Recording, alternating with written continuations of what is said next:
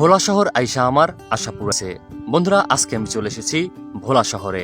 আর যেহেতু এসেই পড়েছি, সেক্ষেত্রে আপনাদের মাঝে এই শহরের সকল সৌন্দর্য তুলে ধরব। তাই তো ভোলার যুগিরকোল থেকে একটি অটোরিকশা ভাড়া করে আমরা যাচ্ছি শহরের দিকে। তবে আজ আমরা শহরের 4টি স্পটে ঘুরব। আপাতত সেই স্পটের নামগুলো অজানাই থাক। আমরা প্রথমেই যে স্থানে যাব সেটি হলো ভোলা নিজাম হাসিনা ফাউন্ডেশন মসজিদ। তাই তো সবার আগে আমরা সেই মসজিদটি ঘুরে দেখব। শুনেছি নিজাম হাসিনা ফাউন্ডেশন মসজিদটি নাকি অনেক সুন্দর। আজ আমরা সেটাই দেখব এবং কি আপনাদেরকেও দেখাবো।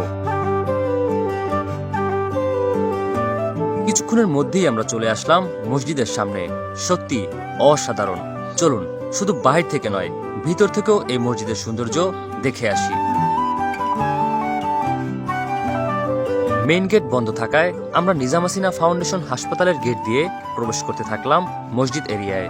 আর এখানে প্রবেশ করার পর এখানকার বাহিরের সৌন্দর্য দেখে মুগ্ধ হলাম। সত্যি দেখার মতো।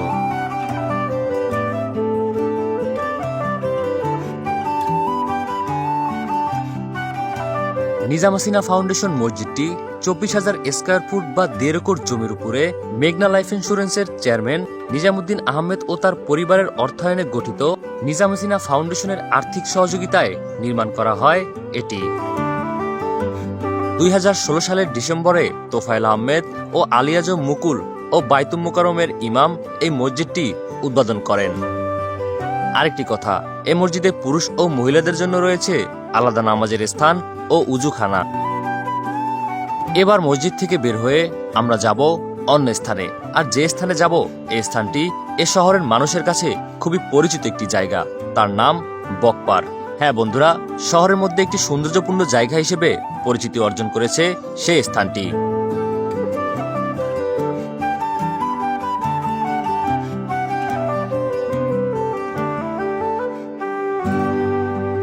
এবার চলতে চলতে আমরা কিছুক্ষণের মধ্যেই চলে আসলাম সেই বকপারে।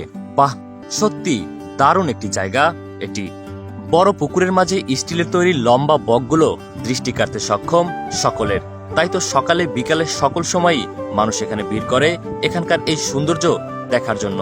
তাছাড়া শহরের মধ্যে একটি নিরিবিলি জায়গা হিসেবে পরিচিত এই স্থানটি।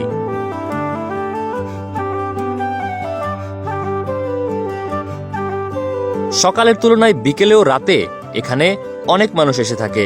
বিশেষ করে এখানে রাতের বেলা বিভিন্ন রকমের খাবার বিক্রি হয়, তার মধ্যে ফুচকা, চটপটি, ঝালমুড়ি আরো ইত্যাদি। তাই তো নিরিবিলি পরিবেশে একটু পরিবার পরিজন নিয়ে সময় কাটানোর জন্য সকলেই চলে আসে এই বকপারে।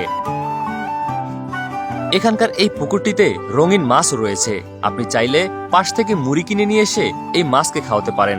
সেক্ষেত্রে এখানে ঘুরতে আসার আনন্দটা আপনার আরো বেড়ে যাবে। বকপারের পাশেই রয়েছে জেলা পরিষদ কার্যালয়। দেখুন, এই স্থানটিও দেখার মতো। রাতের বেলা এই জায়গাটি ফুটে ওঠে নতুন রূপে। যদি বকপারে আসেন তাহলে রাতের বেলা এই স্থানটিও আপনার চোখে পড়বে বারবার। এছাড়াও এখানে আরো রয়েছে পৌরসভা ভবন।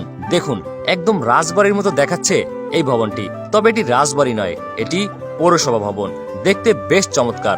যদি বকপারে আসেন, সেই সাথে এই জেলা পরিষদ ও পৌরসভা ভবনটিও নজর কাড়বে আপনার। এবার আমি যাচ্ছি ভোলা সরকারি উচ্চ বিদ্যালয়ের কাছে। সেখানে নাকি বহু বছরের পুরনো একটি ভবন রয়েছে, আর সেটি তুলে ধরবো আপনাদের মাঝে। মেইন গেট দিয়ে প্রবেশ করলাম ভিতরে। মোটামুটি ভালো একটা পরিবেশ রয়েছে এখানে। বন্ধুরা, এটি সেই সরকারি স্কুলের পুরনো ভবন যার কথা বলেছিলাম একটু আগেই। ভোলা সরকারি উচ্চ বিদ্যালয় বাংলাদেশের ভোলা জেলার ঐতিহ্যবাহী একটি শিক্ষা প্রতিষ্ঠান, যা 1918 খ্রিস্টাব্দে প্রতিষ্ঠিত হয়। ভোলা শহরের কেন্দ্রস্থলে নতুন বাজার সংলগ্ন কাকচক্ষু পুকুরের সামনে 100 বছরের পুরনো ভোলা সরকারি উচ্চ বিদ্যালয়টির অবস্থান। এবার আমরা গেট থেকে বের হয়ে চলে যাব এ শহরের আরো একটি জায়গায়, যার নাম ভোলা সরকারি মাঠ। চলুন এবার সেই মাঠ থেকেও ঘুরিয়ে নিয়ে আসি আপনাদেরকে।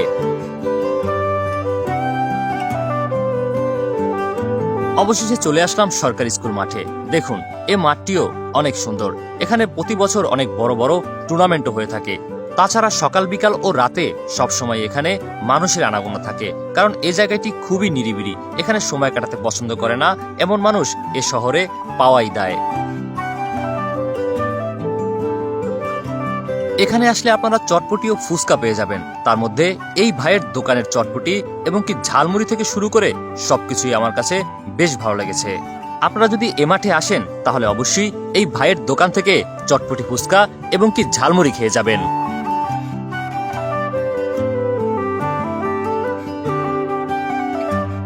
এখানে বাচ্চাদের জন্যও রয়েছে বিভিন্ন রাইড। আপনি যদি অবসর সময় আপনার পরিবার নিয়ে এখানে আসেন সেক্ষেত্রে ভালো একটা মুহূর্ত কাটাতে পারবেন এখানে।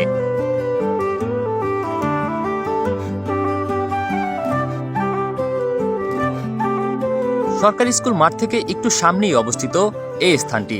দেখুন, ভোলা ইলিশের জন্য অনেক বিখ্যাত, তাই তো শহরের মধ্যে ছোট পুকুরের মাঝে সাজিয়ে রাখা হয়েছে এরকম বড় বড় ইলিশ।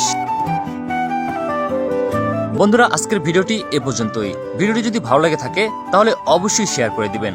আর যদি আপনি ভোলা জেলার মানুষ হয়ে থাকেন সেক্ষেত্রে 100% শেয়ার করে দিবেন।